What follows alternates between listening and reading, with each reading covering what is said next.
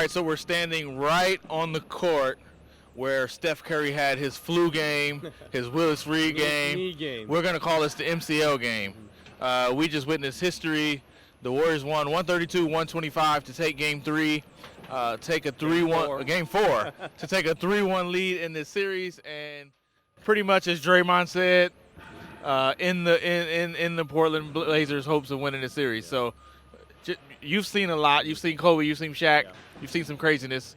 Where does this rank? I think this is the number one just individual performance in the playoffs that I have seen because of the coming back from the knee injury, because he starts off 0 for 10, because he doesn't start. Sean Livingston, who replaces him, gets thrown out of the game.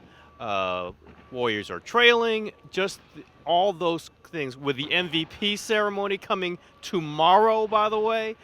All these things that were just part of pieces of a drama that kept building and building and building.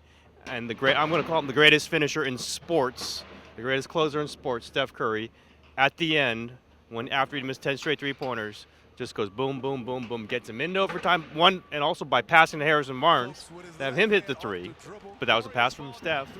And then in overtime, there was no one else on the floor, right? Do you even remember what anyone else did on the floor? Maybe Draymond got a steal, and there might have been a layup by someone else. Other than that, it was number 30, and only the greatest players ever. They only do it like 3 or 4 times in their career, Right, too, yeah. By the way. Michael Jordan didn't do it ever. He did it once or twice. Steph Curry did this once. Most guys never even think about this. The greatest players only do it once or twice. We just saw Steph Curry do it once. He got 17 fourth-quarter points. That's overtime points. That's the most ever in any overtime game in NBA history. Not only that, I think it was a moment. Last year, we got the corner 3 to beat New Orleans. It's in an overtime. These moments kind of this was what make a career. And then when you think about it, he's going to get a second straight MVP. He's got a championship. He's on his way to another one. Right now, it's a matter of building moments, to add to his legacy. And this is one of them. This is number one, no question. This is his greatest moment as a professional basketball player, no question about it. But they didn't get here with him alone. In the third quarter, they really ratcheted up the defense. Draymond Green had 2 incredible blocks. It was almost like they said, all right, enough. Let's do what we do. We won 73 games. We're going to win a championship. Yep. Let's put this Blazers team away. Did you get that sense? Yeah. I mean, that's what makes this team historic is that they have that kind of guts, that passion. Draymond Green leading them. They're his troops, and they have Steph Curry. It's those two things because not a lot of teams. There are teams that play like this, play this hard, this consistently. They're champions.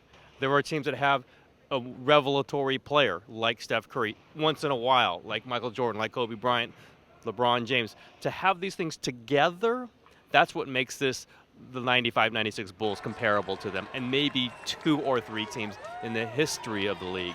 It's those two things. It's the ability to say, we're just going to dig this one out by knocking around Mason Plum, poor guy out there, Mason Plumlee, and all the others, and make Damian Lillard shoot 3 for 16, whatever he finished.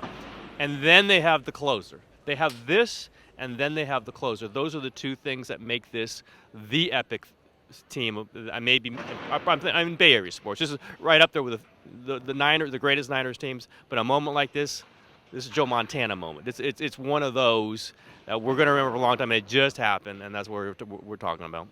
In some ways, I think they might have won the title tonight. Yeah. This is when we. In June, when we were having that parade in Oakland, we will look back to this as the moment they said, all right, let's get this done. Now, What was it Game 4 for these guys? Like it was Game 4 in Memphis? It is. It's always a Game 4. Cleveland. Game 4 in Game Cleveland. 4 here. That's going to be the legacy, the Steve Kerr legacy is Game 4. They go home tomorrow. There's going to be an MVP ceremony. Game 5 is coming up on Wednesday. What does this do for Oklahoma City, San Antonio, who's watching this? Does this change anything? Well, they know they're going deep. They're going at least 6, and they're going at each other, and guys could get tired, guys could get hurt. That's just the practical part of it. I think the deeper part of it is, oh, my God, we have to deal with this kind of team that can turn up the defense. He has Draymond Green to get it going. And then, by the way, there's 30.